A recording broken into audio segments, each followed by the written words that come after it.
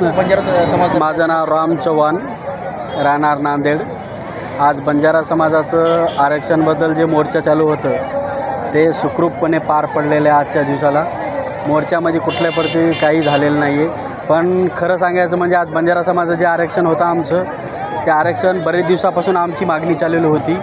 आमचे तपस्वी धर्मगुरू श्री रामराव महाराज हे पण यांनी मागणीसाठी दिल्लीला हे केलेलं होतं, उपोषण केलेलं होतं.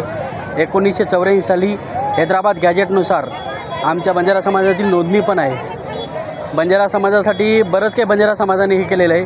बंजारा समाज हा दऱ्याखोऱ्यामध्ये राहिलेला आहे. बंजारा समाज हा दऱ्याखोऱ्यामध्ये राहून वस्तीमध्ये काम केलेलं आहे. जंगलामध्ये जंगल तोडून त्या टायमाला त्यांनी शेतीवाडी केलेली आहे. बंजारा समाजाचा खरं नियम म्हणजे तो जंगलामध्ये राहून, आदिवासी भागात राहून, आणि तो बंजारा समाज यांचं खाणं पिणं पण एक बरेच प्राणी आणि यांचं हे होतं, खाणं पण सेवन करण्यामध्ये.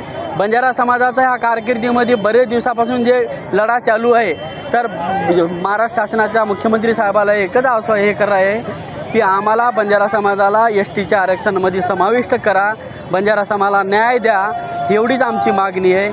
जय हिंद, जय महाराष्ट्र.